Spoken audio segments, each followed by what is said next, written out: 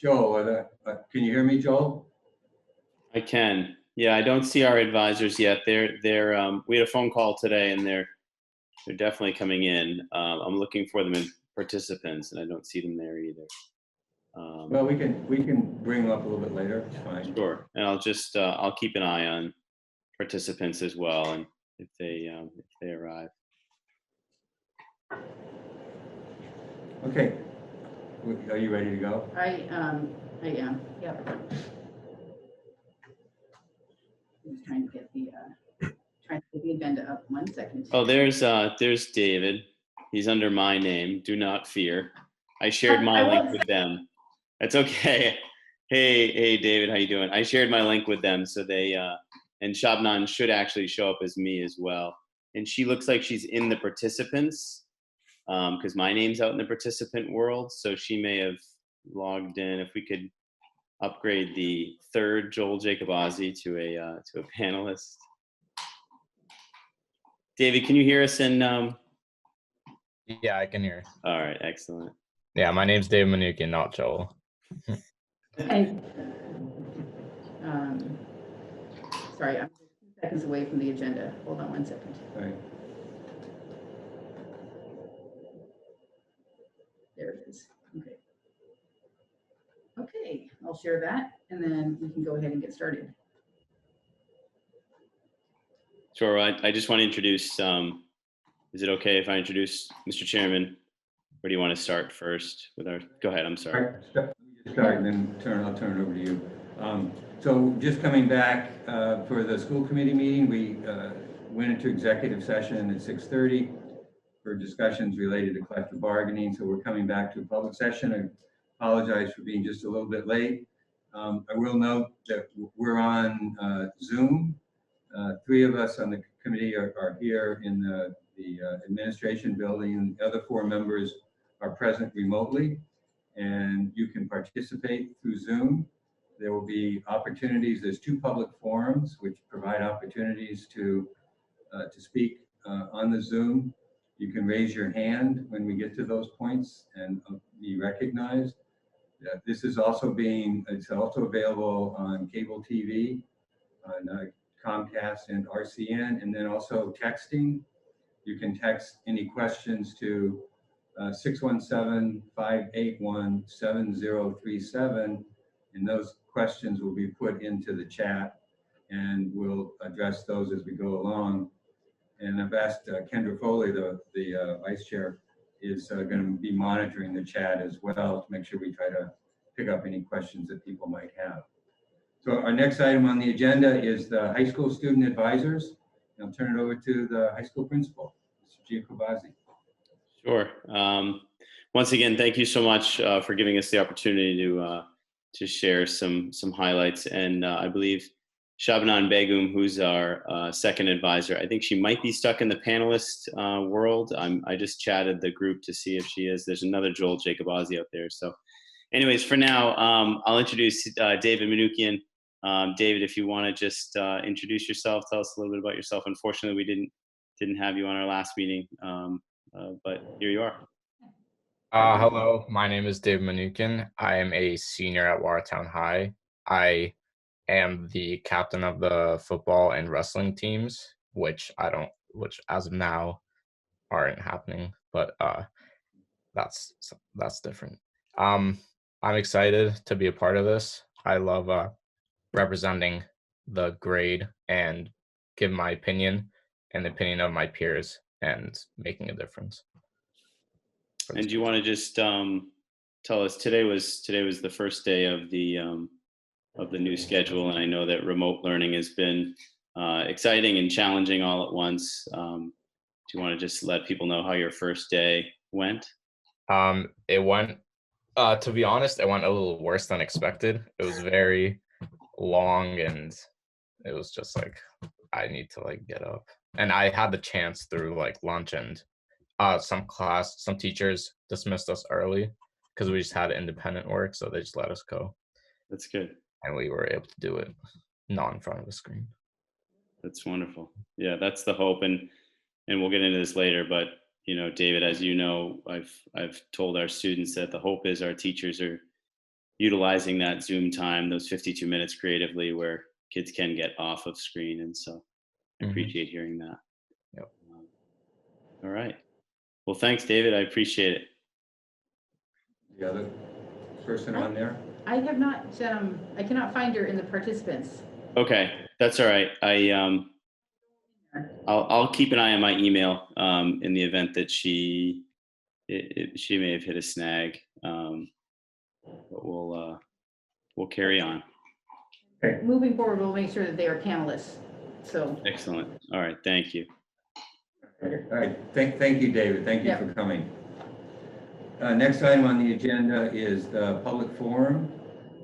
So we'll see if there's anyone wish to speak in the public forum. There's also another public forum at the end of the meeting. If you'd like to speak then, that's another option. I don't see any hands at this I moment. don't see any hands either. Okay, again, there'll be an opportunity at near the end of the meeting if you'd like to speak. Next item on the agenda would be the Teaching and Learning Showcase. And for tonight, we're going to feature the preschool program. I'll turn it over to Dr. Galston. Excellent. Thank you. Fabulous. So we're very excited. Actually, we're in the Phillips Administration Building as we speak, right above the preschool. It's been such a welcome addition to have our preschool program here in the Phillips. I must admit, being around children, even if they're just downstairs, is just so fabulous, and it makes you very connected to what we're trying to do in our schools. So we invited Karen Feeney, and I do believe she actually has some folks in the panel and the participants too, who are part of the program. But she is here to provide us with a snapshot of what we're doing with our Early Steps program in the time of COVID. And I would just say that they've been here since September 22nd. They've been one of the first rounds of kids coming in. So they've got a lot of experience under their belts. And so I'm going to ask Karen to take it away. Excellent. Great. Thank you. Just before we start, Dee Dee, will you be changing the slides when we need them? Do you want to share your screen and do it from your screen? That might be easier. Sure. Stop sharing and you go ahead. Okay. Excellent. And hold on, I'm just going to move this.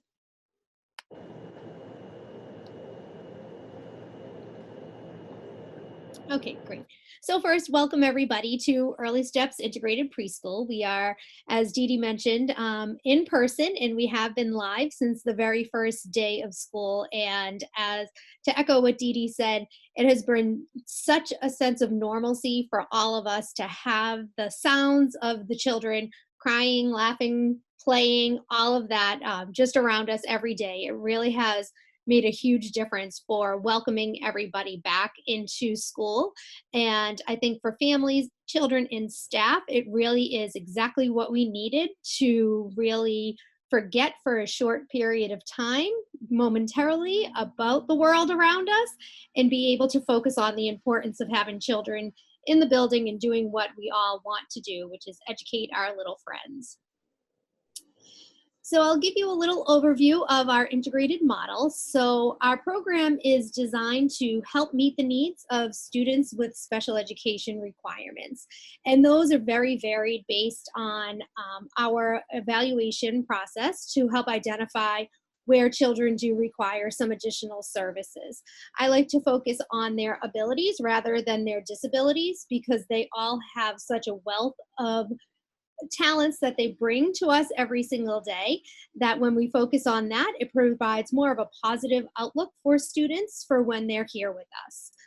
On a regular non-COVID time, our classrooms do have 15 students in them, and we usually have 7 students requiring special education, where we have 8 students that are non-identified needs.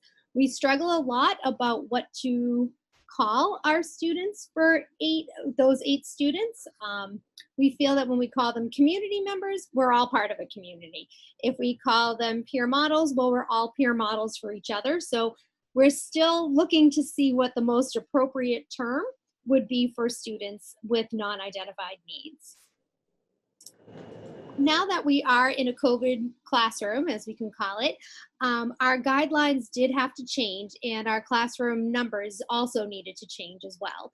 So right now we do have we have 10 children in our classrooms. 7 of them do have identified special needs.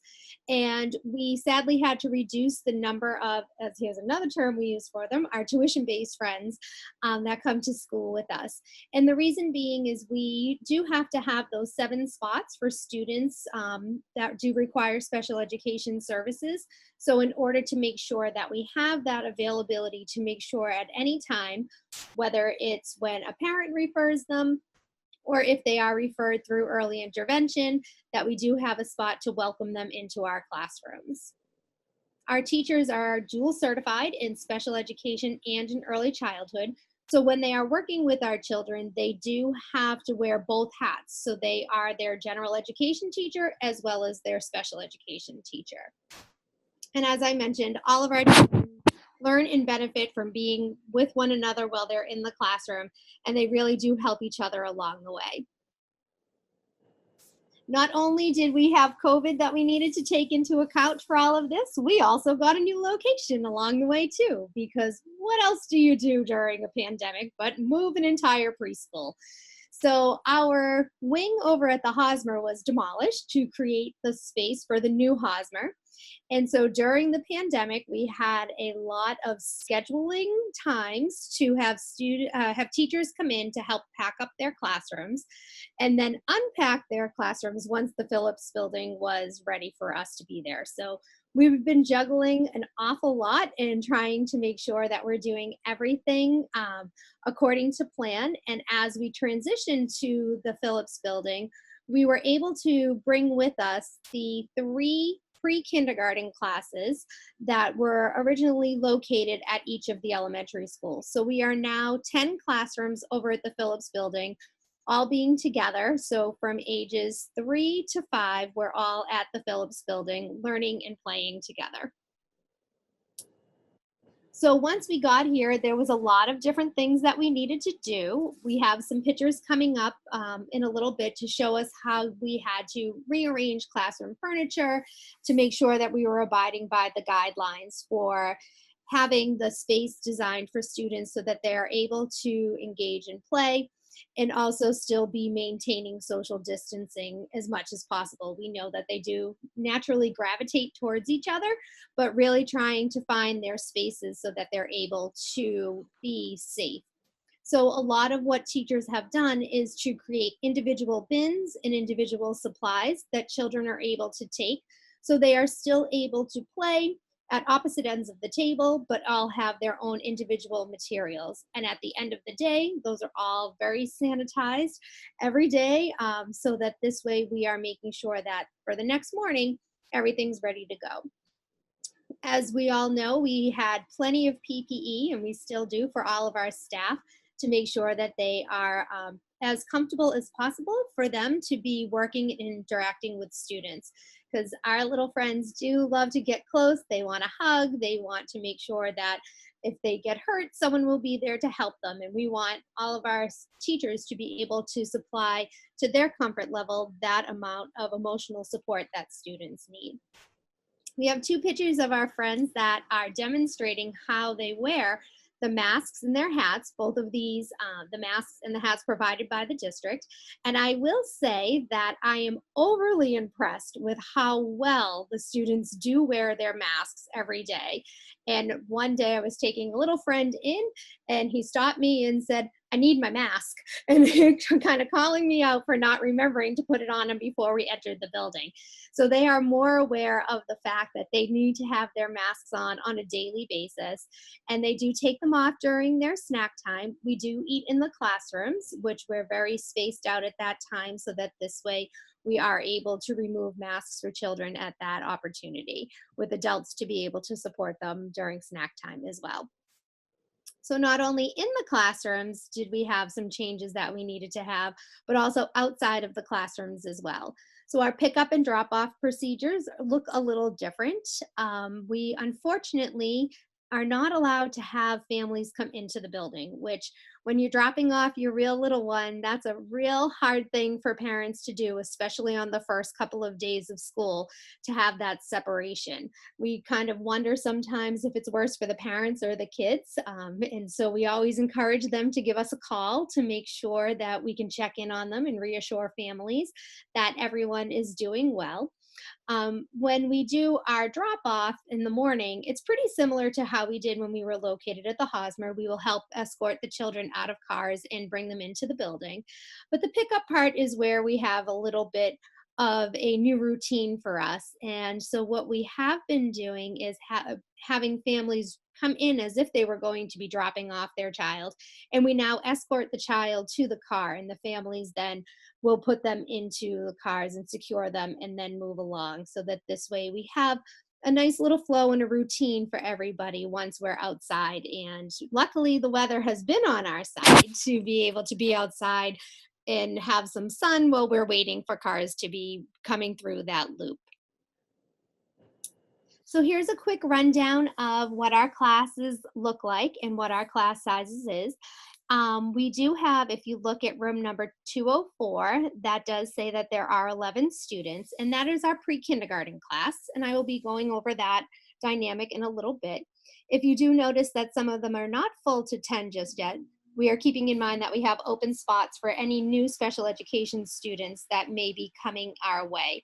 Once children turn 3, they are able to join our program, especially if they're transitioning from early intervention with us. And so that's why we want to make sure that we have that opportunity to be welcoming once they're ready for us. We have had some of our special education families choose to be remote, and there's a total of 10 families. The remote option was only provided to students that do require special education services.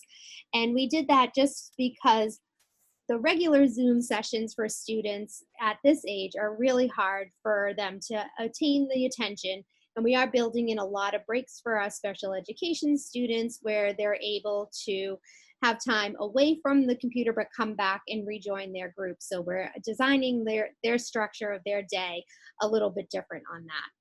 Recently, we did send out a survey to get an idea on how families were feeling and where they wanted to look at their time frame of being remote, as we knew that the elementary students were starting to come back, and having some of our students have siblings in the other elementary schools, we wanted to provide them the opportunity to also have their preschoolers join them in person as well. Based on that survey, we have 50% who have chosen to reassess their needs in February, and another 50% choosing to be remote for the remainder of the year. No one was quite ready to come back in person, but we are ready and welcoming once they're ready to do so. As I mentioned, we have one pre-kindergarten class. This is definitely a big shift from what we had in the years past, where we've had to have lotteries to make sure that we had space available for all of our students. Due to COVID, there was a lot of families that have chosen not to take part in the pre-kindergarten just because of not knowing or the length of day that we were not able to provide for them based on what the structure was prior to that. Our pre-kindergarten classes did start remote, so they were able to experience that time on their computers at home. But now, since October, we have been back for 5 full day in person. We have the 11 students, so what we did to accommodate that, instead of having 2 cohorts, we did some furniture rearranging and also taking some furniture out of the classrooms to make sure that we could safely space our rooms out so that all of our pre-K friends could come in.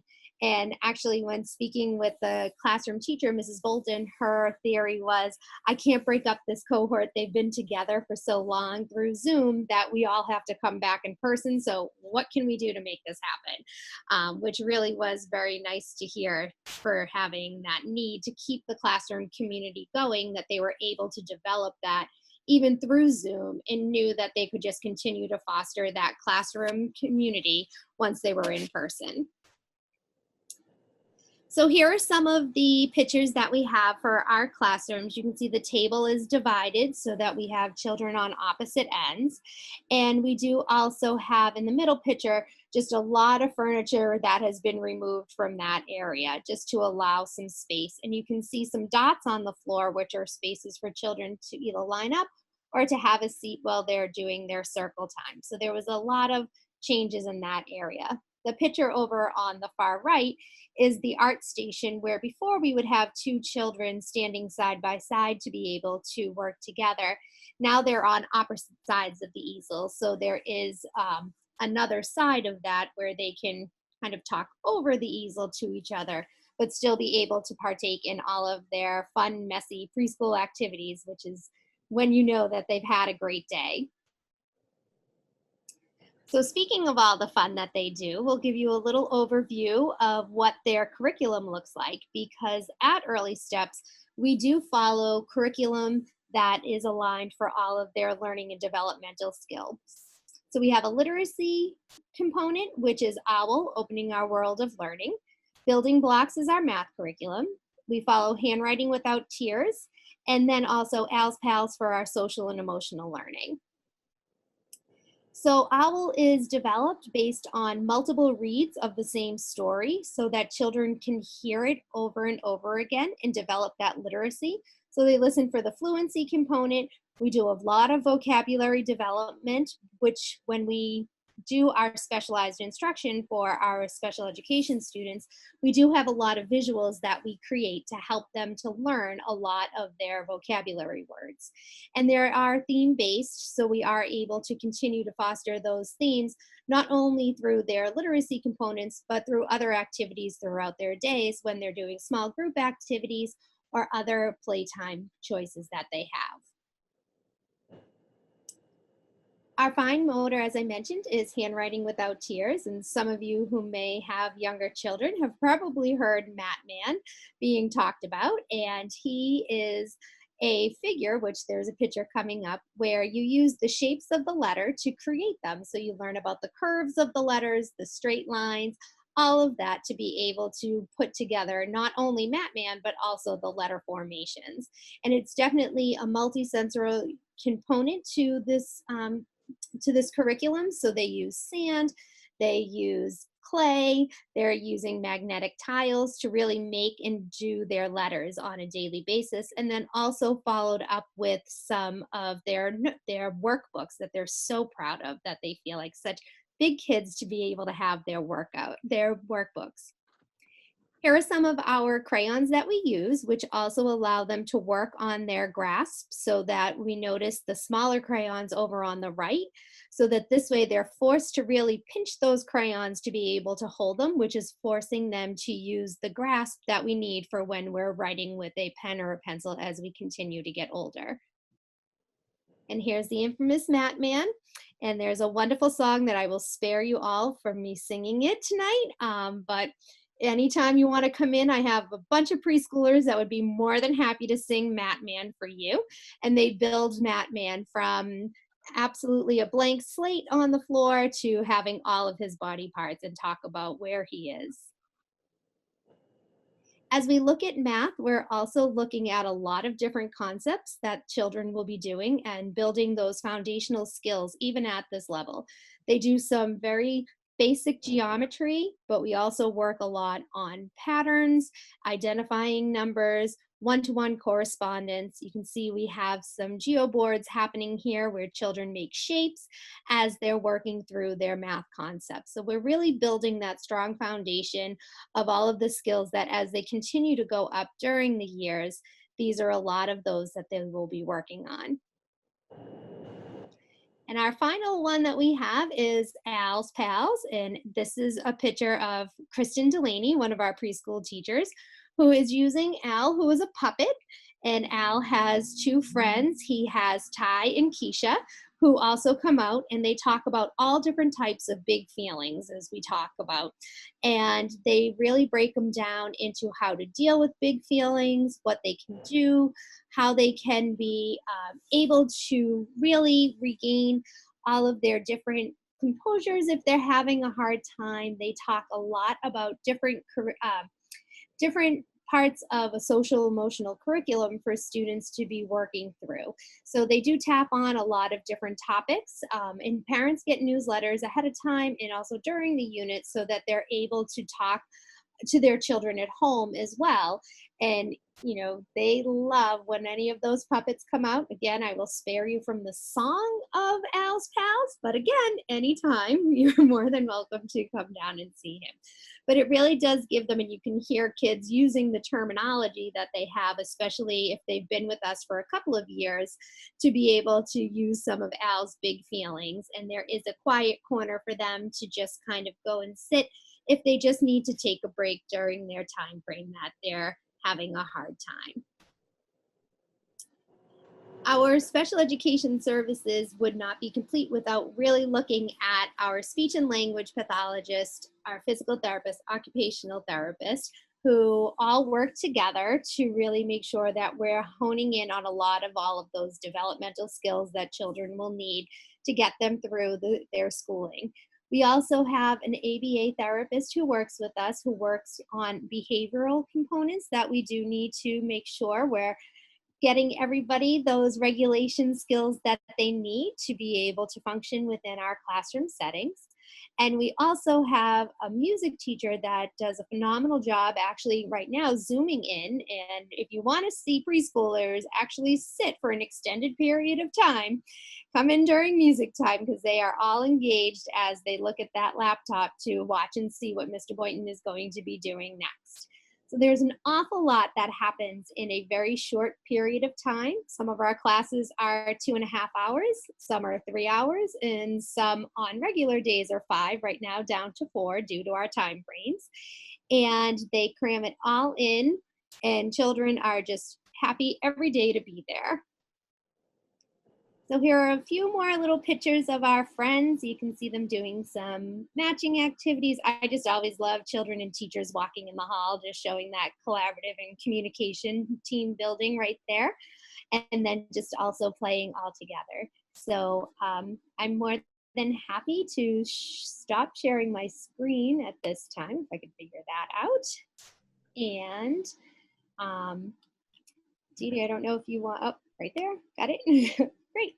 I don't know if there are any questions about preschool for you guys.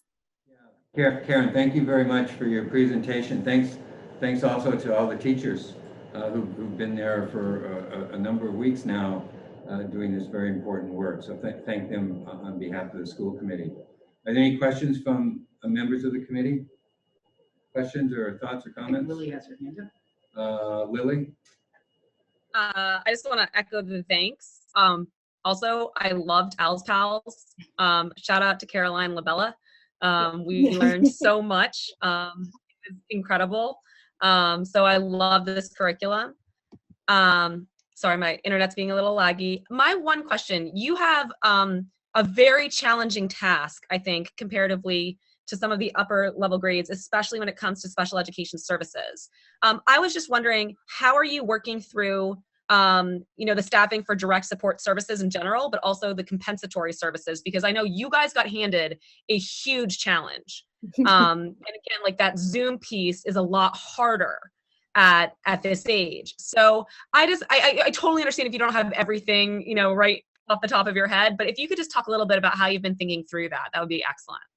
Yeah, so we have been starting to talk about the compensatory services. And one of the things we really wanted to do is to get our friends in to actually be able to engage with them, to develop an idea on where they may be falling in, if there was any regression that we did notice along the way, because there were some students that actually did very well with the Zoom lessons and the Zoom sessions, especially if they were able to have those in a little bit more of a smaller group time frame for their direct services for for their service providers.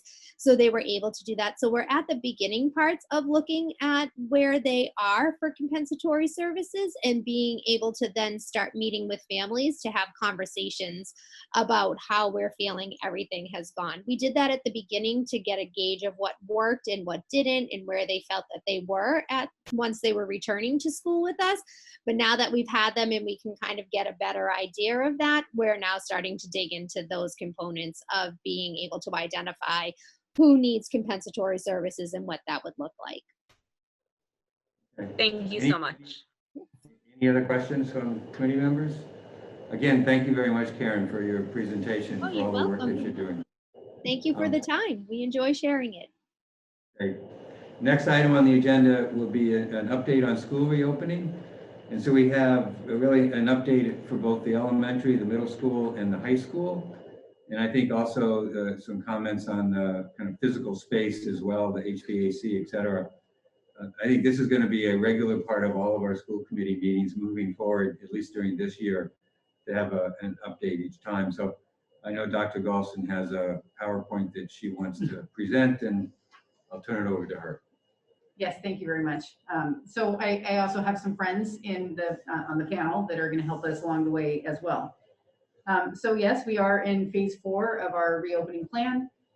We have moved to hybrid for our elementary schools. We are now moving into hybrid for our middle schools and our middle school. And soon we'll be looking at that for the high school as well. So we are definitely moving along on the bridge to hybrid, and we are almost across in all of our areas. So there's many things, but very briefly, I want to touch on the following items: the hybrid instruction at elementary schools, the start of hybrid instruction at middle school on November 12th, the new daily class schedule at the high school. Talk a little bit about K-8 assessment and intervention. One very brief slide around the updated metrics from the commissioner and the governor. A ventilation update, I know that's always on people's minds. The state's mask order, providing student and staff testing, that's COVID testing, I should have put COVID right there, in our district. And then last but not least, a general overview of funding for the reopening of schools. So I'm going to actually turn it over to Dr. McGinnis, who's going to talk a little bit about our elementary schools and the past 2 weeks that we have been, actually 3 weeks now, in our hybrid schedule. Great, thank you.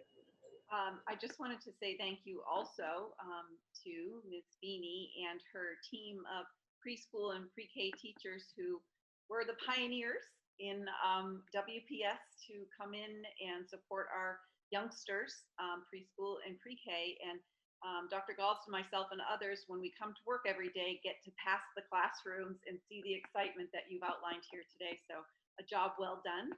As Dr. Galston mentioned, we welcomed our K-5 students back at the end of October. You'll see in just a moment a couple of pictures from those days, those opening days. And we wanted to review for you what hybrid instruction looks like, because although we have shared at every school meeting, I think through the summer and into the fall, now that students are there and parents can see through the lenses of their students' eyes, it's important just to reiterate what we're doing in this hybrid environment. So most importantly, 5 days a week in Watertown Public Schools, we have synchronous or live instruction in some shape or form.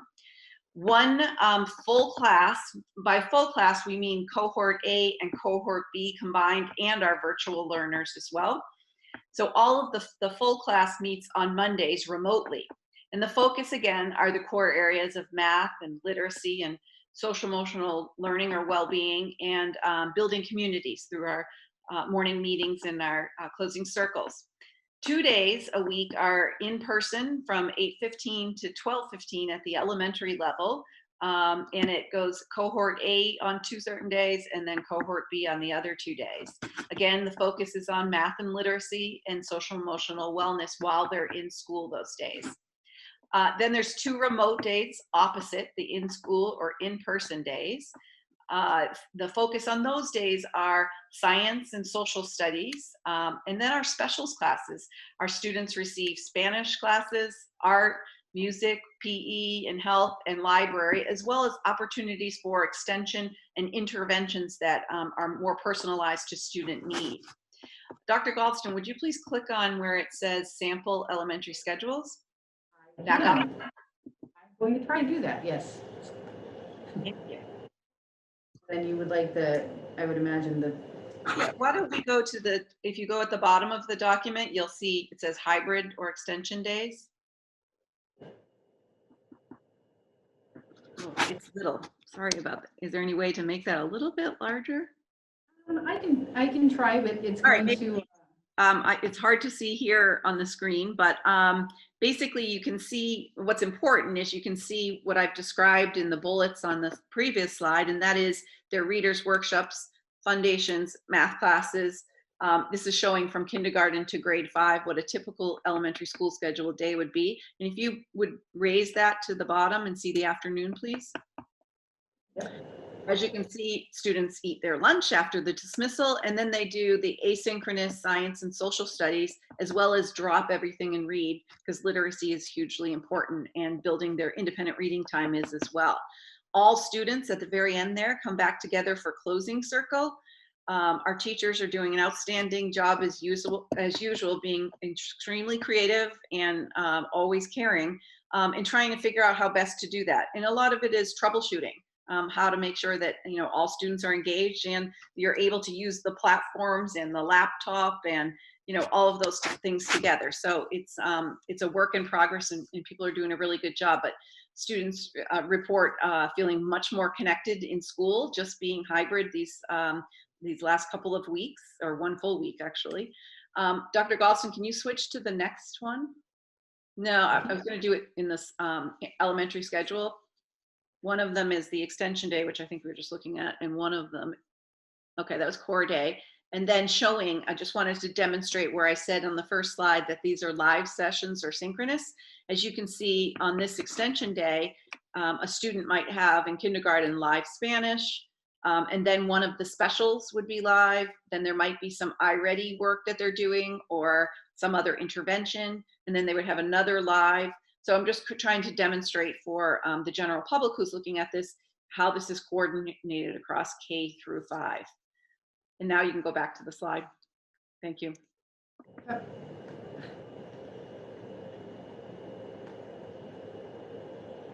This is just showing you a few of the pictures. And as I mentioned earlier, you can see on the left-hand picture, there's a teacher and there's some students who are at home on Zoom, and there's some students in the classroom who are socially distanced well with all of their belongings. In the middle picture is just over at the new Cunniff West, showing the arrival on the very first day for this little child. And then duplicate, because I saw in Miss Feeney's pictures, you also had this picture of our adorable little preschoolers working in their classroom as well. And you can move on to the next one, please. A few more pictures. You can see in the upper left-hand corner, that's sort of a break with the fire in the fireplace up projected on the front board there. But students are still hard at work and more reflective moments of the class. At the bottom on the left also is the tent you can see over at Cunniff West being used. It looks like they're watching the kids over to the left that are actually on a playground because they're utilizing all of the outdoor space that they can. And then in the middle, you can see Principal Ciarloni, I always mispronounce it, Nina, is helping a student who was having a hard time getting on Zoom. And this was a very first day of school as well. And of course, she figured it out. And then very happy camp on the right side of 3 of our students and the teacher, again on the first day, socially distanced, and very happy to be in school, I would say. Next slide, please. I am going to invite Ms. Martin, Principal Martin, to talk a little bit about how excited we are for this week and the November 12th arrival of our students and staff in person. Thank you, Dr. McGinnis. I'm actually very excited. I do wish it wasn't going to rain on the first day, but that's okay. It's going to be great anyway. We're all going to be so happy. We won't even notice that it's raining. So we are going to open to all of our cohort A students on November 12th who want to come in hybrid, who want to come in person. So we're very excited about that. We have, I sent out yesterday, we have a family, I think it's coming up on the slide, a WMS hybrid family guide. So there's also, it outlines everything. Tomorrow night I'll be having a parent forum at 6 p.m. If anybody wants to come and hear a little bit more, I'm going to walk everybody through the guide and talk about all the different things we have set up to be ready for our students. So the schedule remains exactly the same. All the teachers are exactly the same. They will come in 2 days a week. Cohort A, Tuesdays and Thursdays. Cohort B, Wednesdays and Fridays. They will come in, they'll have a community meeting, both with the friends in class and the friends at home too, all together. both cohorts together, and then cohort A, Tuesday and Thursday, will do their 4 core classes: English, Math, Social Studies, and Science. And then there's a few minutes at the end of the day to sort of gather themselves, and we'll be doing a staggered dismissal, so it won't be everybody leaving all at once. And there'll be the same thing on Friday the 13th for cohort B. And then on the other days, so they are in, it pretty much mirrors actually the schedule of the elementary school that Dr. McGinnis just described, where they have their core days for 2 days a week and their enrichment and specialist days for 2 days a week. But while they're in person, they, like I said, they'll have the 4 core classes. So the students will be staying in their section and the teachers are rotating. The majority of teachers came in last Tuesday during the professional development day to get all the technology ready, to get ready to rotate around.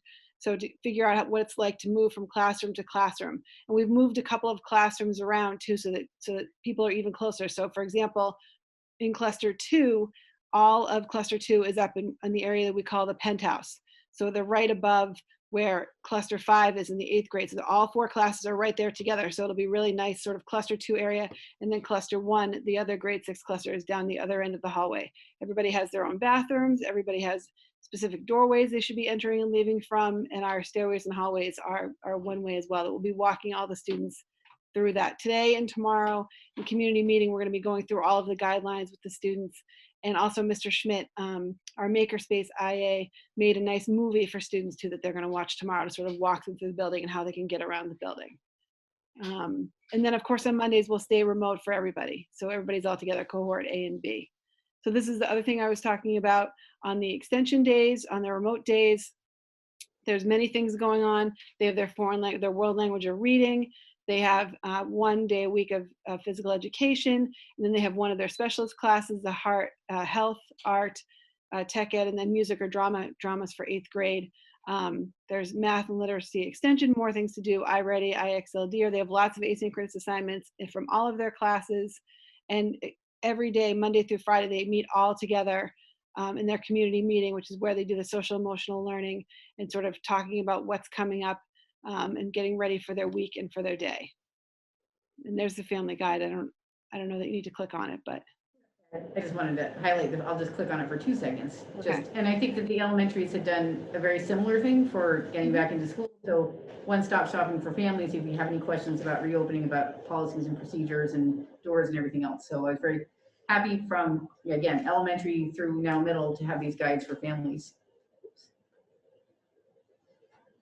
Yep, and I keep adding to it. Nurse Michelle gave me sort of a flow chart of, I had all the details there in some more regarding COVID from the nurses, but Nurse Michelle gave me a lovely flow chart of sort of what to do if you think you have the symptom or you've been exposed or something like that. So that's at the very end of the hybrid handbook. So if you have already read it from cover to cover, you can go back and read it again because it's got a new flow chart at the end now. And I added that into my some more as well. So this is sort of this is the day in the life of the core instruction, but this is what they're living now. So again, nothing's going to change. They come in, they have community meeting from 8:30 to 8:50. The doors will open.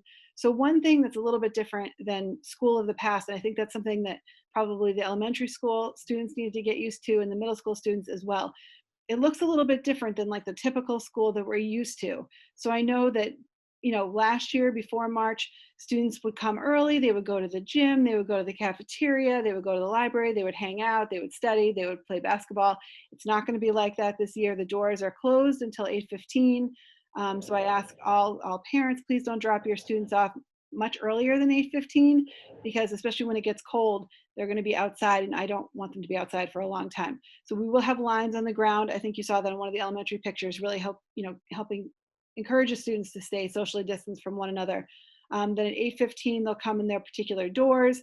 For example, grade 6 should come in through the Bemis Street doors. Grade 7 are going to sort of come on the doors on the end by cluster 3 where the tent is, and on one of the first driveway doors off Bemis Street, off that parking lot. And 8th grade can come in through the Waverly Ave where the students on the bus will come in as well, or they can come in sort of the back corner door by the upper gym. So everyone will come in their particular doors, which are the closest to their cluster areas, and then just go right there. We want to promote as much social distancing as possible and just sort of get everybody into homeroom without too much delay. So here's the schedule again, community meeting, and then they have their subject. And then we have 3 different staggered breaks, 6th grade, 7th grade, and 8th grade. We have it all worked out where they will go on their mask breaks, so they can be even more socially distant, have a little mask time off, have a snack, and really just sort of, take a quick break and then get back in. And those of you at home will be doing the same thing, just like we've been doing for now. And then we'll start the staggered dismissal at about 12:17, so that not everybody's leaving all at the same time. And then in the afternoon, we'll continue with the asynchronous work. We have special education classes, performance music, enrichment, other things. And then at the end of the day, everyone can come back and check in from 2:30 to 3. And Sorry then, about that. that's fine. Wait, one more forward, please. Yes, thank you. And then this is our extension day schedule, which is what we've been running already. So, each day they have either, if they take world language or reading, one period, their specialist class, the other period, they have PE 1 time a week. So those are the different places where they can have PE. Then in those other blocks, that they have asynchronous work to do. They can do iReady, IXL, DARE, different things. Again, there's more services for people who need it. Guidance has been running meetings or lunch bunches, social skills groups, and we're just going to start up Title I tutoring and some extra reading interventions. So there's a lot going on. It's always a busy day. Thank you. Excellent. We're, again, very excited to be moving into hybrid at the middle school. So Very excited. I can't wait. I can't wait to see it. I know it's going to be fabulous. Yep. So, and now we're going to shift gears and just talk about some changes that we've had at the high school. Joel, Principal Jacobazzi, if you could just walk us through a little bit about our schedule. Yeah, so we've had a few community meetings, including one that was widely attended by students, and a follow-up meeting with students today. And again, we're going to actually have community meetings with all of our students on Friday. The reasons that you're seeing on the screen are some of the reasons that we decided to shift to a new schedule. We knew that in August, when our schedule was rolled out, that there would need to be tweaks. As we looked at our time on learning, we really tried to increase the number of minutes the students are in front of adults. We and other educators believe that, kids being in front of adults and that synchronous time, unfortunately, there is no replacement for that. And so as much as our asynchronous work that's been designed by our wonderful teachers has been robust and challenging in moving our curriculum forward, our synchronous time is really where we make the magic happen. So that, in addition to on Fridays, we really tried to fill out this student schedule with actual synchronous blocks, and while they're short, they provide a great check-in for teachers to be able to get a beat on where the students are and what they're going to be doing for the weekend. Synchronous support for all students, and as we look forward to the November 30th hybrid start, we're hopeful for that date, and this gives us a few weeks before that date to be able to try this schedule on for size and make sure that we're comfortable with the schedule before we also add the layer of a hybrid model. If you want to go to the next slide. So here's our schedule. Here's pretty much all parts of it. So cohort A, when we're in hybrid, it'll be cohort A, cohort B on Monday, Tuesday, and then again Wednesday, Thursday. And then everyone is remote on Friday. And cohorts are as simple as an A through KE split, KF through Z. The students are moving back to a schedule that's very similar to the one that they had at the beginning of COVID, at the end of last year, March 13th. So it is a 7-day rotation. It's a little confusing in that Monday, Tuesday, Wednesday, Thursday, students are carrying through those 7 days in the rotation, but Friday is a standalone day that does not take from that lower left-hand corner those 7-day rotations. So as you can see on day 1 through 7, students have 3 classes in the morning, a lunch, and then 3 classes in the afternoon. And if you notice, the only block that stays stable throughout is, for the most part, C block, and that surrounds the lunch block. The reason for that is we pull from that C block for lunch block, and with COVID, we need to make sure we know exactly how many students are going to be in each lunch, and so there's reason there for keeping that one block stable. And then over to Friday, You have all your blocks in the morning, you have a lunch, you have advisory, and then you have a guidance seminar in one of those 2 blocks. Now, not all students have guidance seminar at the same time. Obviously, we have 2 grades, and then we're going to switch again. So right now, our 9th grade and 12th grade students are going through guidance seminar. We will soon switch to our 10 and 11th grade, but all students, almost all students have advisory. Is there? So the hope is that in our November 30th rollout, students will be able to simulcast to their counterparts at home. So the choice has been given to the teachers to simulcast or to provide asynchronous work. Many are simulcasting right now or zooming kids in that are at home. And they're, as difficult as it is, we did some professional development last week about it. And I have full faith in the teachers to make it work. They've been incredible thus far with trying it, and those that are doing it right now with our high needs students are absolutely creating magic in the classroom. And so, as difficult as it is, I'm confident that we'll be able to figure it out. We have really worked hard on trying to get the tech piece settled, and then the next frontier is really the operations. We had a long professional development where teachers were given, part of that was teachers were walked through how students are going to enter and exit the building and all the nuances of protocols. Today we spent some of our day making videos as administrators that we're going to send out to students about how do you do school in COVID. Our supports are very similar to what they were at the beginning. Our website has a community and school resource web page that's right in the front main splash page, as well as the schedule that you're looking at right now is also available.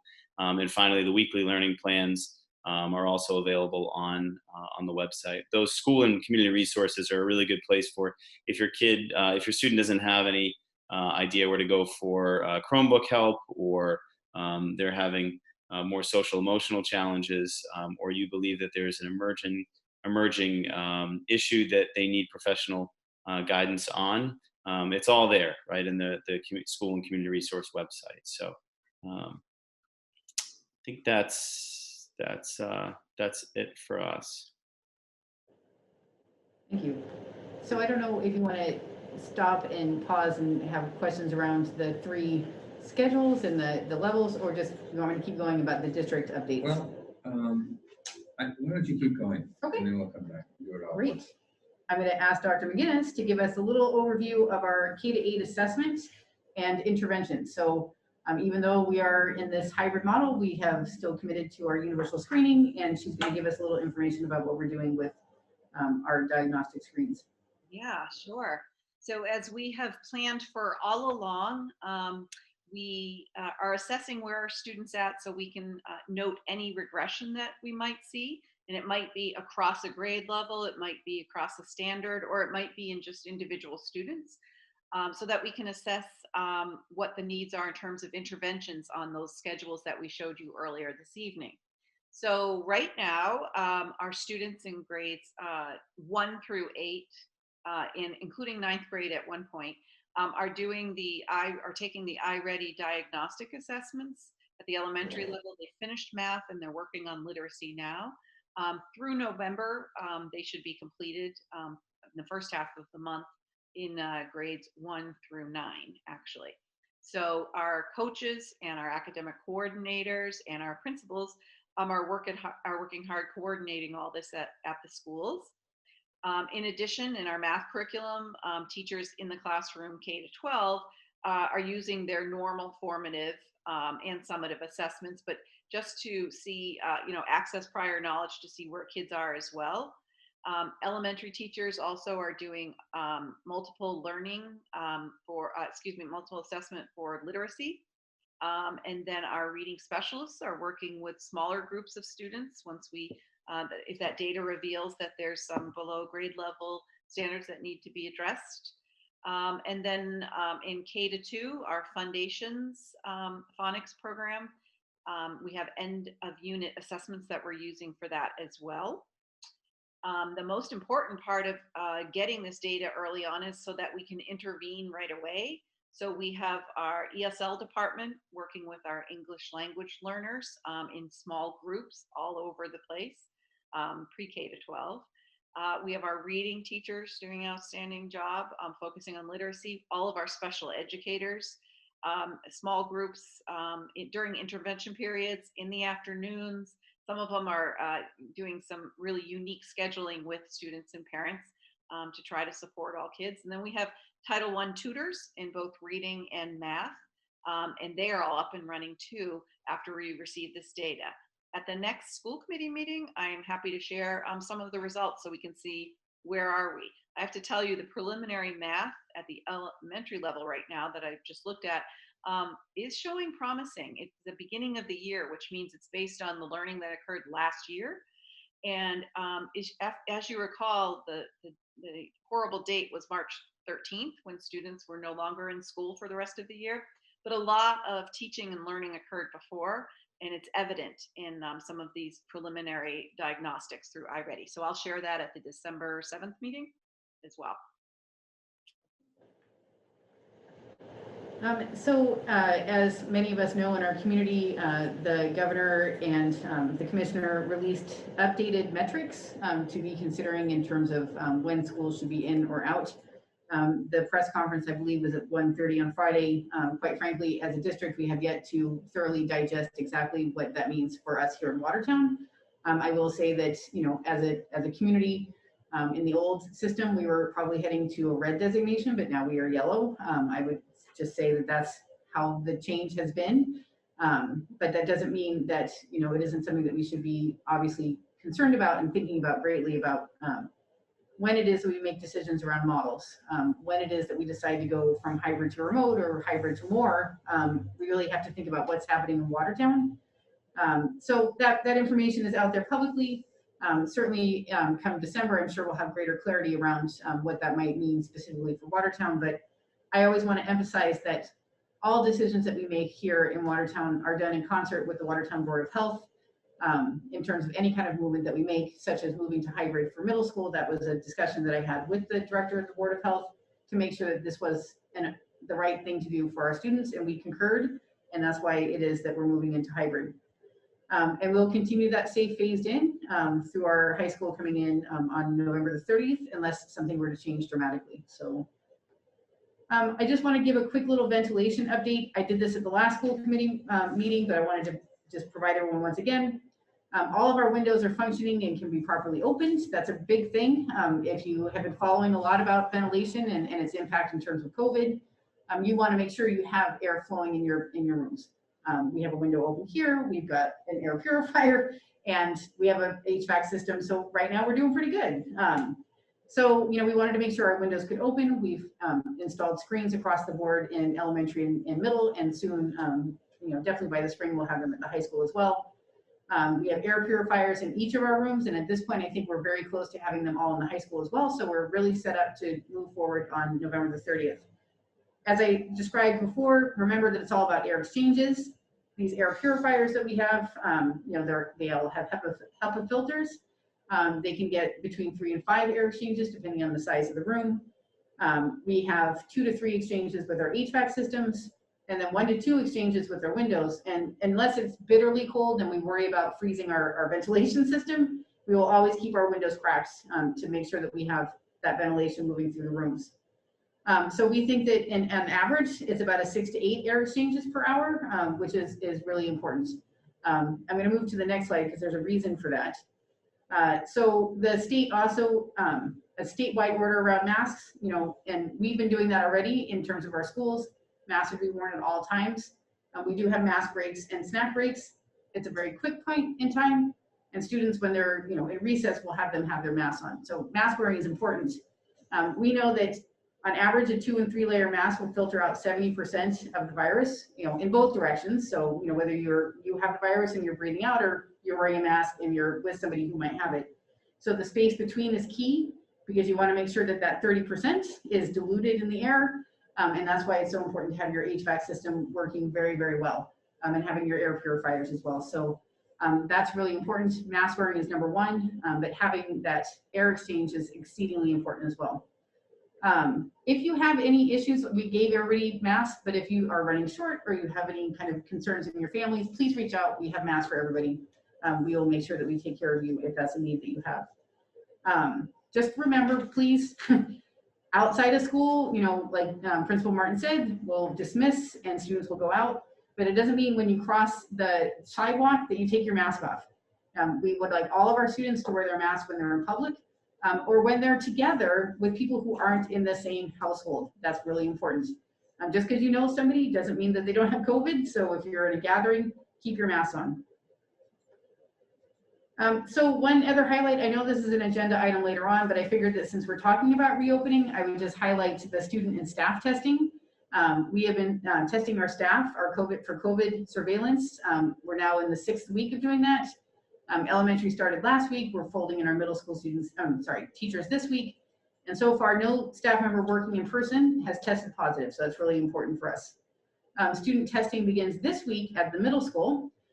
This is a very late thing that happened. I must admit, I think probably last week I didn't know that we were actually going to be able to do student testing, but we are actually starting student testing for the middle school, very voluntary, tomorrow, Tuesday, for any middle school students who are interested or families who want their middle school students to be tested. Moving forward, that's an individual test, but moving forward, we're going to move into pooled testing, which will explain a lot as to what that means, but really is gathering a collection of samples to determine anybody in the pool might have COVID. So it's obviously far more efficient when you have a large organization of hundreds of students to do pooled testing. And if there was a positive, then we would bring everybody back and do the more in-depth individual testing. We'll start our high school students on the week of November 30th, and then do our elementaries with pooled testing as well right after Thanksgiving as well. So we're very excited about moving this into the next phase because as we know, it's testing and tracing and isolation are the ways to prevent the virus from spreading. So we're going to do our part here in the Watertown Public Schools. And one last thing I wanted to mention, a lot of people have wondered, how are you able to fund all of the work that we've been doing and all this amazing work with our staff and our students and our buildings? 3 basic revenue streams, well 4 technically. The ESSER grant, which is the Elementary and Secondary School Emergency Relief Fund, we received $380,000. That's federal funding. The school's CARES grant, the Coronavirus Aid, Relief, and Economic Security Act. There was a grant that came to schools. We received $605,000 for that. And then the town separately received $3.1 million for COVID relief as well. The town's funding obviously is meant more to meet the needs of the town, but if there's availability, then we might be able to move some of our expenses to the town because there is a way to do that. That's part of it. Is said the schools can also tap into that money as well. We thank you, Heidi Perkins, for casting our net into a technology grant, which we thought we might not be able to receive, but we did. So we did receive an extra $30,000 earmarked just for technology. So just the way that we'll do this is the 2 CARES grants expire on December 30th. We're going to put all of the expenses that we've had to date into those 2 CARES grants. Hopefully we'll cover what we've spent so far, because what we want to do is save the remainder, because that 3rd grant, that ESSER grant, carries forth to June 30th to support such things as tents at the elementary level and ongoing testing. Those are the 2 big things. I think we've taken care of pretty much everything else that we can anticipate. But it's nice to have additional funding set aside for things that might happen in the future. So and I'm not going to read all these, but there's probably 2 more slides we could put about all the things that we've done. But this is just a sample of some of the ways that we are utilizing the federal funding to support the return to school. So I'm just thankful to the Department of Public Buildings for the work that they've done. Thankful for our teachers for really getting everything together. Thankful for our tech department. I don't think there's probably a group that isn't more outstretched in the sense of trying to get this done. We just received the 500 Chromebooks that, if you remember, they were stalled. There were certain parts that couldn't get shipped in. They're all in now, and they're in the high school, and we're labeling them and imaging them and getting them ready for distribution for our 1st and 2nd grade students. Very excited about those. Can't wait to get them out there, and that should be within the next week. So just wanted to give everybody just a snapshot again of what it is that we use that federal funding for. And And then last but not least, any questions or thoughts about anything that we're doing here in Watertown for our reopening? All right, thank you very much, Dr. Galson, and thanks also to the principals and Dr. McGinnis who spoke on various parts of this. Lots of information in this update with all the schedules at the beginning and then all the other pieces as well. I will make one comment just in terms, particularly in terms of the general public. You know, if you have questions about schedules, you know, whether at the elementary, the middle, or the high school, they're probably best directed at that school, I would say. I think Principal Martin mentioned like there's a parent forum, I think tomorrow for the middle school. So if you have questions about that middle school schedule and the move to hybrid there, that's the place to go tomorrow for that information. But let me open up to the school committee and see if people have any questions for Dr. McGinnis or for Dr. Anyways, Galson. yeah, we're all here. We're all here. Any questions from school committee folks? Lindsay? Hi. Not so much a question, but really just, you know, thank you to everybody who's working so hard to be flexible and make adjustments and make changes to make this work for students. You know, I think that it's, you know, in this environment, it's a challenging job. I mean, there is no way to make everybody happy, but to do things safely and to see smiling faces in the schools and keep making progress on behalf of students in Watertown. Thank you all so much for all of this work. I know it's hard. Thanks, Lindsay. Other comments from school committee folks?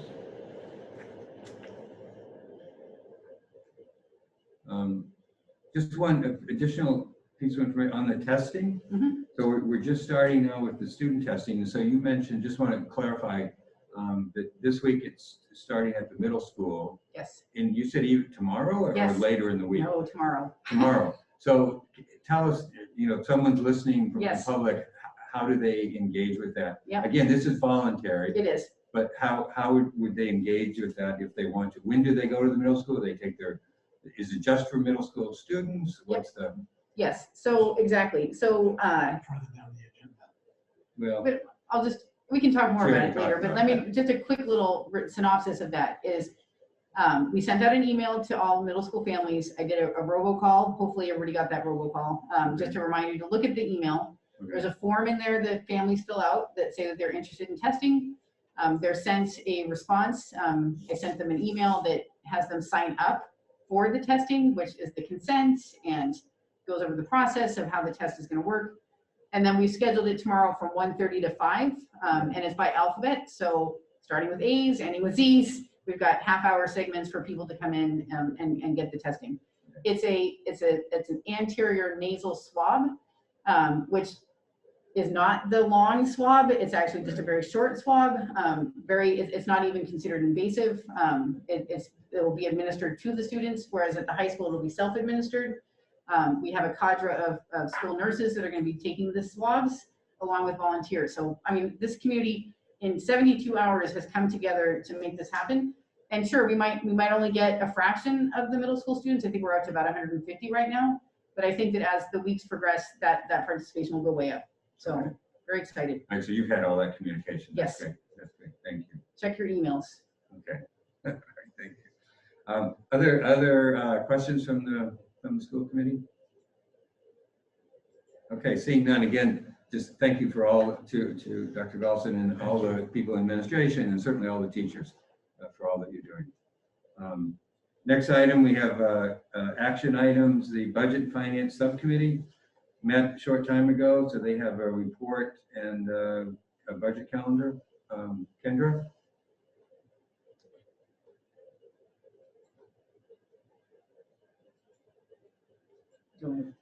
Kendra, are you there? I just had to unmute myself. I'm sorry. Budget and Finance met Monday, November 2nd. The two items were the review of the budget calendar. So we have a FY22 budget calendar to present to the full school committee for a vote. And the second item was just an update on the CARES Act spending. I won't get into, you saw a lot of the details that we discussed at the superintendent's presentation she just made, but it was just a discussion about the Town CARES Act how they're handling it, that it runs out at the end of December, and that they are helping to fund the weekly voluntary student COVID testing through that time. And Thank you, Kendra. So is there a motion to approve the report? So moved. Second. Second. Lily, roll call? No, I'm sorry, Amy? That's okay. Sorry. That's okay. Lindsay Mosca, Yes. Kendra Foley, Yes. Lily Reed, Yes. David Stokes, Yes. Mark Sideris, Yes. John Ports. Amy Donahue? Yes. Then the budget calendar, you want to present that? Any second now. Excellent. I'm not sure who would prefer to take it away, but this is the typical budget calendar that we have put together. It's in keeping with all the previous years in terms of a normal natural flow of, we get guidance from the town. We have a budget and finance subcommittee that considers the recommendation from the town in terms of what we're heading to. We put together our capital budget requests. We figure out what our where we're headed for what it is that we're seeing for an increase, if there's going to be an increase, and we spend some time, through December and January, really setting our priorities and really figuring out what it is that we want to fund based upon our district priorities. And then we present it to the subcommittee and back out to the school committee, and hopefully by April we'll have a budget. I would forecast, obviously, that this is it's a little bit of a different year.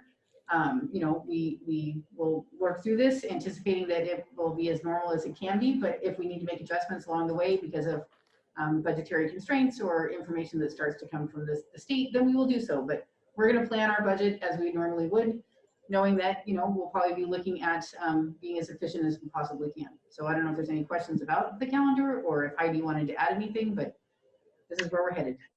I just noticed that I have a typo of 2019 in the first line, so I apologize for that. So if you vote it will be with that change made. Very sorry.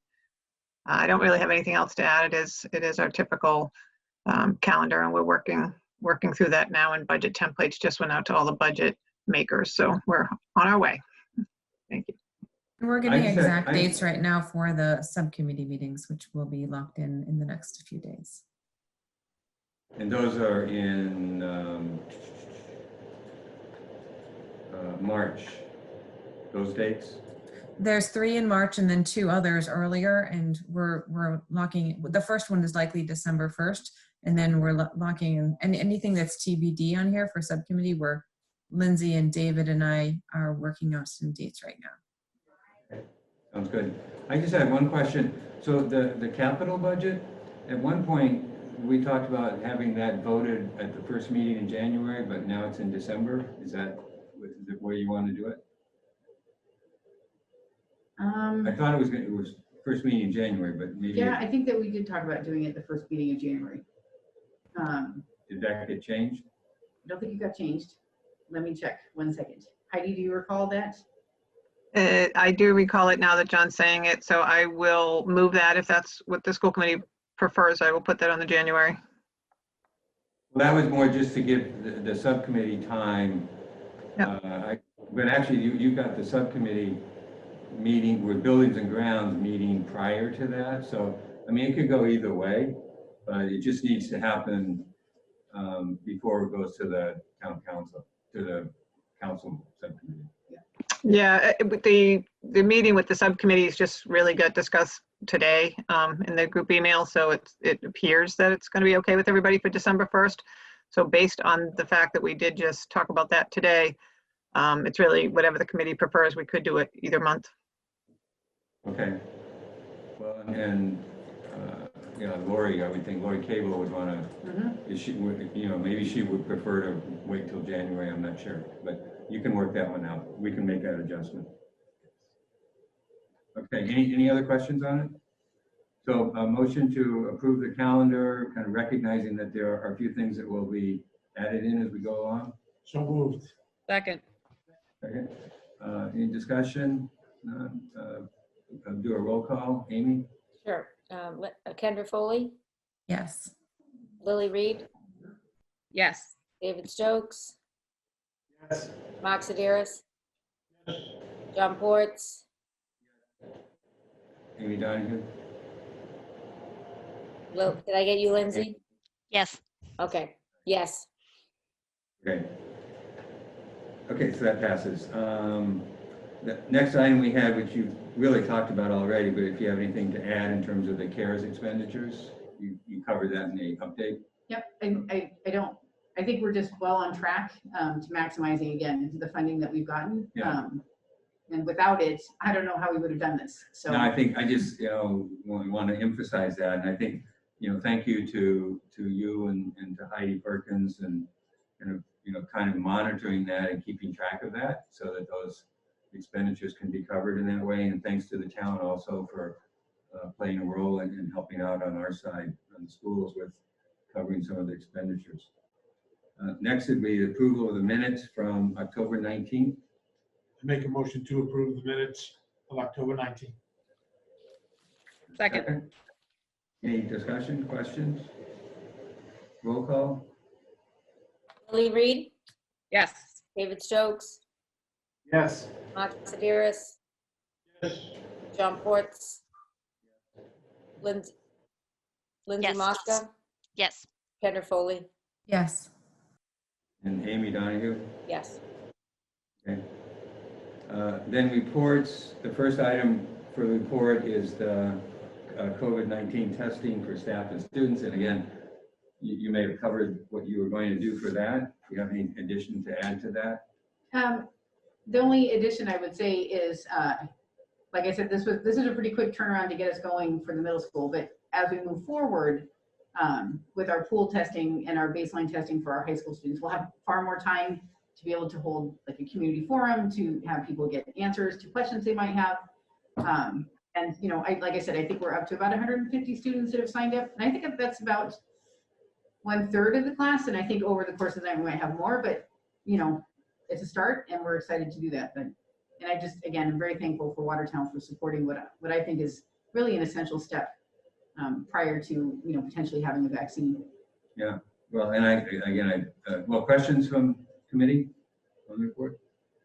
And I thank you also, Dr. Galson, for kind of pushing on this. And not all districts are doing this, and I think that it's really important that we give this a priority. I think it puts us in a better position to maintain safety for students and faculty.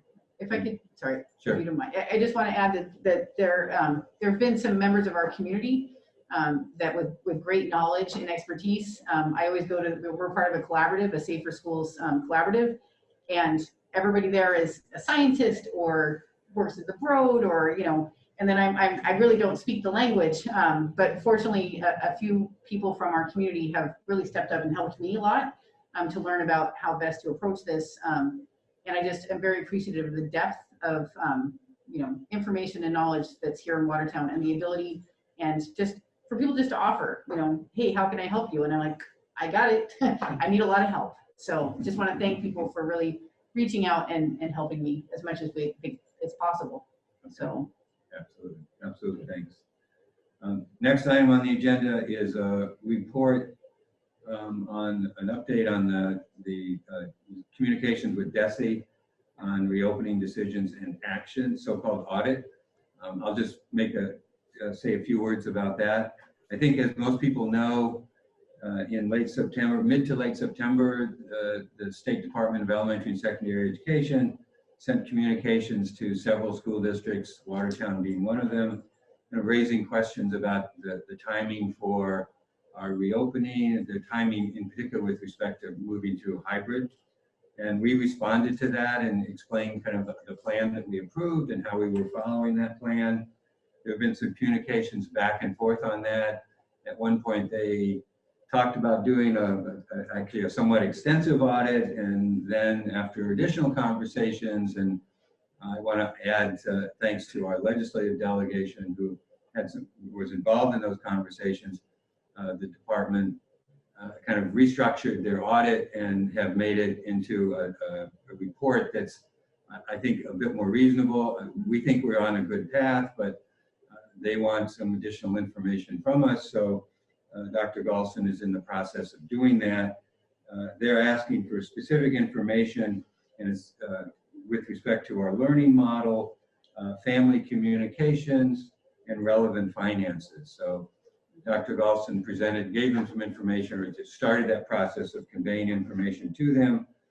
There's a 1.5-page document that's included on the agenda. It's attached to the agenda. Provides their overview of what they're expecting in terms of the audit, and gives a timeline. So we're providing that information now. They will, as they report, they say that they will conduct some interviews on November 20th, and then a report on December 4th. And we will receive that report at that point in time. And then, but we'll continue on with what we're doing, moving into hybrid later this week for the middle school, and then towards the end of the month with the high school. So we think we're doing a good job of kind of moving our students and the faculty in the best way possible to provide the best education for students in Watertown, and maintaining a safe environment. Any questions on that? John, I have a question on one other topic, the middle school COVID testing. I'm sorry, do you mind if I go back to that really quickly? Sure, that's fine, go ahead. Dee Dee, if there are families that haven't signed up, I know there was a deadline, what would you recommend they do if they still would like to get their student tested tomorrow, a middle school student tested? So I will be sending out a late night email after the school committee meeting, indicating that yes, they can sign up for the testing really pretty much up until the time that they're supposed to come. And then if they can't figure it out, or they need some support or some help, just come anyways. We've secured, I think, 5 Chromebooks that are Wi-Fi enabled. So we'll set up stations where people can set up for testing if they want to. Don't let that be a barrier. I've learned a lot in even 24 hours how to onboard people, and we can do it tomorrow. So try to get it in if you can, but if you can't, just come on when the hours are. So I'll send that email out once we're done. Great, thank you. All right, thank you. Next item on the agenda for reports would be Building for the Future, the elementary schools project. I can say that we're continuing to move along. The Hosmer is a lot slower than the Cunniff because it's a much larger building, much more complicated, but if you go by, there's still significant progress, and we're still planning on having the topping off ceremony late this month, which gets us continuing towards getting it closed up. So we're working on that. And by Wednesday at the Cunniff School, we're getting to a point where they've done a mock-up of finally the exteriors and how it's going to look. And if anybody wants to drive by, they may be able to view it from the street. So I think that's kind of exciting. And that building should be closed up within the next 6 or 7 weeks. And most of the work will go on inside from there. So both projects are progressing. We're still very much on target to get complete when we said we were going to complete. Good, good. Thank you, Mark. High school? Yes, I just would like to just follow and echo what Mark just said. Really take some time to drive by the buildings. It's pretty impressive. And I think they just connected the bridge at the Hosmer in the last couple of days. It's just, when you look at it, you just see the future. It's right there. And the future will happen as well for the high school. So, we continue to meet and discuss the options for the high school. I think that at this point, we certainly are focused on this site, the Phillips Administration Building, and then the existing high school, site for the eventual high school. And now it's all about refining and thinking about, should it be 4 stories or 3 stories? Should it have dining on this side or that side? Should it, where are we going to put the Council on Aging? So it's all sorts of questions now around that. I think we're pretty good with the site, is how do we really want to set that up before we have to submit the preferred schematic report to the MSBA. I would just like to credit the school building committee. If we need a little more time, we'll take a little bit more time because we're going to get it right. And there's been a lot of input in the school building committee meetings from the public around their thoughts and opinions and ideas about what we should do for the future of our Watertown students. But I feel that there's a sense from this community that we're going to get it right and we're going to do the right thing by our kids. So very appreciative of all the work that's going into this. I would say in a parallel fashion, along with the school building committee, actually the school administration is meeting every Friday. The high school principal, several coordinators, special education, Dr. McGinnis as the assistant superintendent for teaching and learning. And we're really diving deeply into the ed program. So talking once again, like we did with the visioning sessions around what do we want to see inside with the architects. So they're starting to, internalize a little bit about what we're saying to be able to drive some of the work that they're doing on the interior and how we lay out that educational program. Because we're going to build a beautiful high school no matter what, but for us, it's all about what we're going to be able to do inside the building. So very excited. If you had asked me 6 months ago, could we actually have a little field over at the existing high school? I would have said no. And yet now it's looking like we will have a pretty good, decent sized field, on our site, which just opens up so many possibilities for our community and our students. They won't have to walk all the way down to Victory Field every single time that they want to be on a field. So the architects that we have are fantastic. They really know our community, and I think that they are doing a fantastic job to make sure that we're getting what we need for our kids. So, Okay. and I think that maybe we'll have another community forum at some point in time. I just wanted to add, if I could, because of all of these changes that we continue to evolve, because we're listening to the people, more and more people have been coming to the meetings. We're going to have another building committee meeting and another community forum. But one step in between is on Thursday night, the architectural and the project management team is going in front of the historical commission because they need to also weigh in on these projects. Because these buildings would potentially fall under a demolition delay, and they need to weigh in on how they feel about where we're going. So that's kind of a very important step this week as part of this process. Okay. And then school building committee meets November 18th Yes. and December 2nd. So we got 2 Yeah, there weeks. may be one in between as well. Okay. And then a forum as possible as well. Somewhere. We're trying to meet a timeline for the MSBA. Right. But as Dee Dee said, this isn't about a timeline, unfortunately. We have to get it right, and we may have to get an extension to go to the next meeting of the MSBA because of that. We have challenges here because of the amount of space we have. Right. We don't have a vacant lot that we're putting the building on. So we're trying as a committee, of which Mr. Ports and Dee Dee are members, and Lindsay, we're trying to get this right, and Heidi and everybody else. So. Okay. All right, and then we may, at our next school committee meeting, we may have a report, a more detailed report on the high school. We'll see if that happens. I think Lindsay has her hand up. Okay, Lindsay. Sorry. Just a real quick comment, I think that, it's been really exciting on the building committee to see how many, people from the public are participating and looking at the plans and seeing those ideas. I just wanted to put a plug in, for anybody who has children in the Watertown school systems, even if your kid is not going to be in the high school for another 10 years, this will be their high school. I just personally, as a parent in town, would love to see more parents of future students kind of getting to see what those plans look like at the meetings and ask questions and, be thinking about and picturing what it will look like when their students get to go there. And so if you're a parent and you're listening and you're curious, now is the time to kind of come and see the direction it's going and kind of have a say at where those plans ends up. And we'd love to have you at the meetings.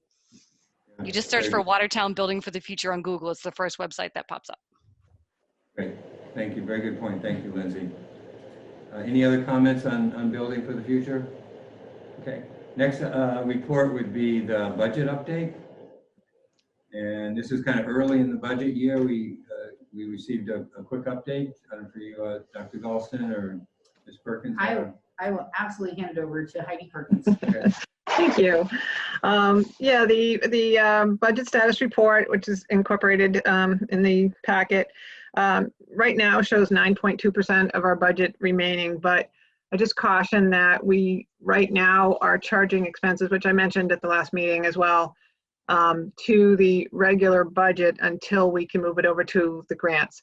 And Mr. Tracy, the town's auditor, and I and Dee and a consultant that the town recently hired met about a week and a half ago. So the town can start putting in their MEMA reimbursements and booking things to the grant. And they drew down their CARES grant funds at that point. And then Wednesday or Thursday, Mr. Tracy will have accounts set up in the town's books for me to transfer over. We could not do that until the town, we had the other half of the account number to transfer over. So that should be Thursday. We'll start really hammering on that and moving things out.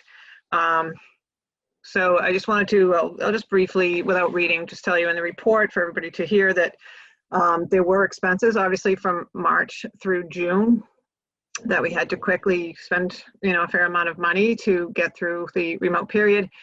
The fiscal year is closed, so the town will still, they can go back to March and on the CARES grant, they will still be capturing through all the town departments, including the schools department, moving all of that to the town CARES grant. That will, in effect, free up funds that would have been left over at the end of last year. So they'll bring it in as revenue in this year, but they'll essentially be getting reimbursed for the costs from March through June for, at the fire department, wherever else. For anything from July 1st on, they will, for both of those fiscal years, they will put into FEMA for anything that is reimbursable, eligible expenses for FEMA. And again, if it's from prior to July, that will come in as revenue to the town in this year. But if it's for any expenses we've had since July 1, when they're PPE and other things, I don't know when we will get the FEMA reimbursement, but if it comes in this fiscal year, that will go back into our budget. So I just wanted to point that out. And we are going to work with Mr. Tracy and the town's consultant to determine which items can be put to the town CARES. There's a little bit more narrow for the schools use, but certainly some significant numbers can be transferred. And then our grants are pretty broad about what we needed to reopen. So we have two. One is the coronavirus reopening grant that expires on December 30th, as does the town's CARES grant. And then we have, like Dee Dee said earlier, the Easter grant that goes through June.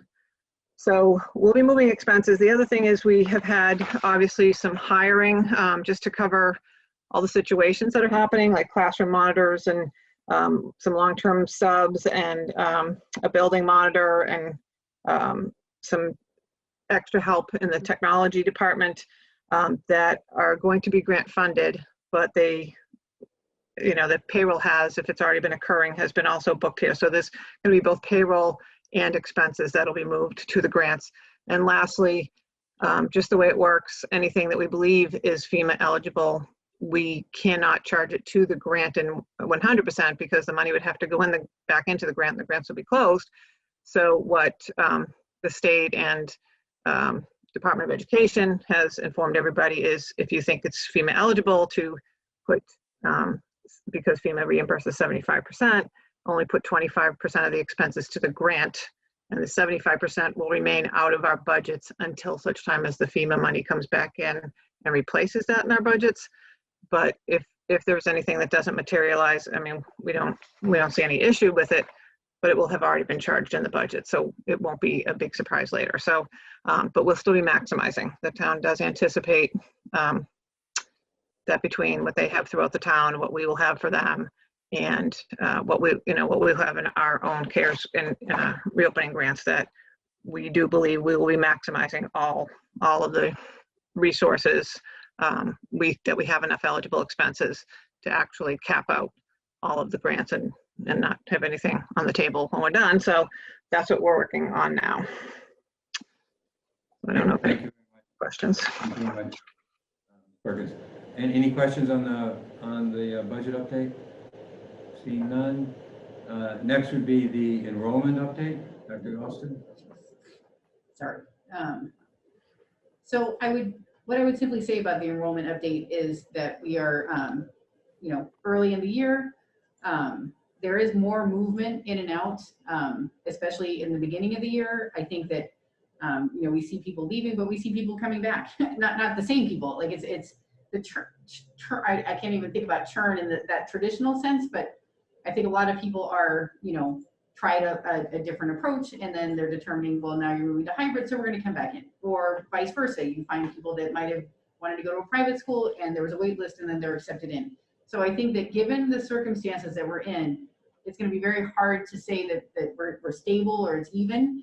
But I do think that, we haven't seen a tremendous, fluctuation since we started, but I do know there are some ins and outs with our families. And it's an uncertain time, so. Okay. I noticed also on this report, you mentioned before that about some of the teachers are doing just virtual, remote learning, and so those are identified separately. Yep, we're trying to. The shaded rows. Yep. Correct. Yes. And then we will get even more granular as it gets on, but reporting is not, I mean, they're all in the same grade, but it would be good to be able to see who's in and out. But we had a lot of, as probably anticipated when we moved to hybrid, we had people that thought they wanted hybrid and then wanted to go remote. And then we had people who wanted to go remote that wanted to go hybrid. We were able at this point to be able to accommodate that. But we'll continue to check in, and if that's something as time continues, that you're going to see some fluctuations. Okay. Any questions on the enrollment report? Okay, seeing none. Personnel update? So, we're in, sorry, my clicking is not doing too well here. That's because I made this very large, sorry. In terms of the personnel report, we are kind of through our hiring season, but we have had, some ins and outs again from staff who have chosen to take a leave of absence, and then we've had to rehire people for those positions. But, I think we're in a pretty good place right now with staffing. So, hopefully that will continue. Okay. And we have just a report on the surplus property. Pardon? Don't we have to vote on that? Well, we actually, in the middle of in COVID, back in the spring, it was and with the new buildings, I think we said that, we would provide you with a report from the surplusing along the way. Yeah, we did that. For those that are involved with the buildings projects. And, interestingly, I think that when all is said and done, we surplus more due to COVID than we have because of the building projects, because we had to reduce our furniture in our classrooms. So, when they said purge, we took it seriously, and there you go. There'll be nothing going to the new buildings. I mean, at the Hosmer, some of the chairs from the auditorium went to another school district, things like that. That's great. Heidi really worked very hard to ensure that our furniture and our went to places where people could use it. So I just commend her for really taking that extra time to reach out and find homes. Yeah, that's great. That's great. Report from the school committee chair. So I just want to make a couple brief comments. One is just to thank the community, and particularly to parents and teachers, for kind of these transitions that we're going through to hybrid at the middle school. Later we'll go, with a new schedule at the high school. High school will go hybrid at a later point. The elementary's already gone there, but just their patience and support for all these changes that are taking place in the schools. This is a kind of unprecedented time, to say the least, and we appreciate all that patience. And I think also the scheduling changes, and I think Dr. Galston also mentioned this earlier. It's really important that all the students, staff too, but certainly all the students comply with the requirements around masks and social distancing. I read in the paper periodically, particularly at the high school level, where there's a big party, and then the high school goes remote for 2 weeks or something like that. We would really want to avoid that. So I really ask students in particular and parents, kind of working with their children to make sure they comply with those requirements, so that we can, move to a point where we have more in-class, maximize the in-class learning. That's what we all want to try to do. And we'd like to kind of be able to stay with that and not have to revert to a remote situation because of unfortunate circumstances. The other comment I would make is that we are having discussions with the Watertown Educators Association, been going on for a number of weeks now, just talking about some of the details of the kind of new environment, because these are changes. Some of these are changes in working conditions, and so we're having ongoing discussions with them, and You know, that's been a process that I think has been positive for the district, and you know, trying to create a good teaching environment and a safe environment for all the staff and for all the students. So those discussions are continuing, and hopefully we'll wrap those up fairly soon within the next couple of weeks. And then Dr. Galson, your report. Excellent, thank you. So I just wanted to address one issue that's kind of been floating around. I've heard that there might be a renewed concern about our buildings in terms of our HERO reports and making sure that we are taking care of our buildings. And I want to just assure the community that, back in 2017, when I first started, we had a fresh look at our HERO reports, which is the Asbestos Hazard Emergency Response Act. We did a lot of remediation and encapsulation and work within our buildings. We did our every 3 years, you have to have your buildings re-inspected. We did that this summer. We have all the reports available for anybody in the public who would like to review them. They're on our website. They're in every building. You'd have to make an appointment now because of COVID. But the point is that, we are monitoring our areas that we have asbestos. We've removed it wherever we can. We are very confident in the safety of our buildings as well as we can as we wait for our building projects. So I just wanted to inform the community that if they're interested in finding out more, all that information is available on the website, and we'd be more than happy to talk to anybody who has questions. And I feel like a sense of normalcy. I love when I feel normalcy. So I was looking in the emails from the middle school, and I saw that they're starting to actively ask for donations to their Thanksgiving baskets. To me, that's a sign of hope. And, that idea of giving, I think we've been so conscious of life and pandemic and everything else and we've been giving a lot, but now let's think about those more traditional ways as we come towards Thanksgiving and really giving thanks for everything that we have and helping out our families who might be in need. But that was a sign of normalcy for me, that we're heading towards Thanksgiving. And another big sign, and actually I'm going to ask Joel just to give us a little background too, November 20th to the 22nd, we actually have our first remote play at the high school, the Crucible. Joel, did you want to add a little bit about that? Yeah, we had a discussion this summer, Ms. Kirkpatrick and I, about whether or not, were we going to do it? And I said, of course we're going to do it. And it's going to be awesome. There's a promotional video up online on the Watertown High School Facebook page. There's also information about the production on our website, the front page of our website. So the 20th through the 22nd, you can live stream the play. Kids, I saw the video the other day, and there's nothing more exciting. Even though it's over Zoom, it's still been incredible.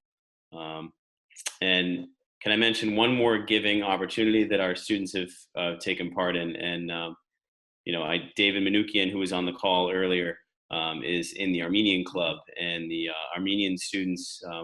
I was able to attend the last Armenian Club meeting, and because of the ongoing conflict in Armenia, they were actually able to put together a care package for Armenian soldiers and give it to a community member from Watertown that was flying to Armenia. And I got word late Saturday evening that the package had arrived, and they were so appreciative of our letters and the goods we had sent over as a high school. So really appreciate our students and our faculty that have supported that, and the community at large. Thank you.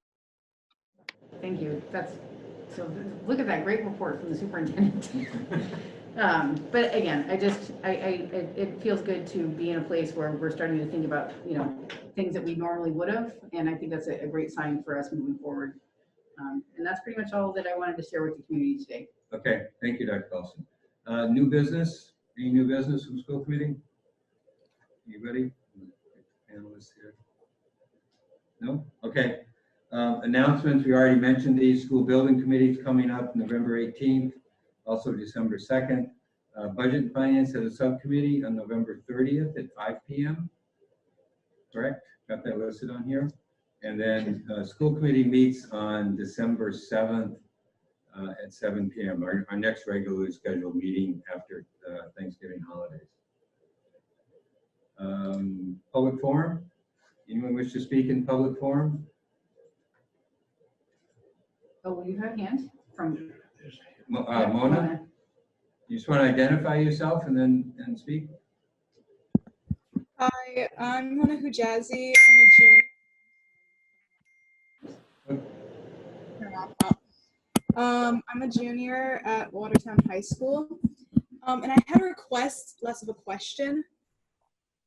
So is it possible that when you're sending updates to the parents about the hybrid process, could you possibly put students on could you possibly CC students on that email, specifically middle to high school students? Majority of the time, I'm speaking for other students when I say this. My parents, English is not their first language. So what happens, they're receiving the emails late because they're not checking the emails every single day. And then they come to me and they ask me to translate it for them. So it would just help us out if you were to just CC the students on the email so we could alert the parents faster and explain to them. So yeah, that's all I have to say. Thank you. Okay. Thank you. So I think Dr. Galson took note of that. Yes. Yep, I can work on that pretty quick. Okay. Thank you. Anyone else want to speak in public forum from the public? Anybody else? Okay, I'll close the public forum. Was there a hand? That was my hand. Oh, Dr. Galson. I'm sorry. I I did have one, and I will do a presentation at our next meeting. But we did receive word from the Department of Elementary and Secondary Education that our engineering technology program, our Chapter 74 program, has been approved. Okay. So Hey, that's great. I'll give everybody an update in December about where we're at with medical assisting as well. But that was, it happened in the middle, and it was just pretty exciting. So Okay. thank you to our high school, Joel Jacobazzi and Laura Alderson Rotundo, for all the work that they did to get that program approved. Great. I thank you for that. Okay.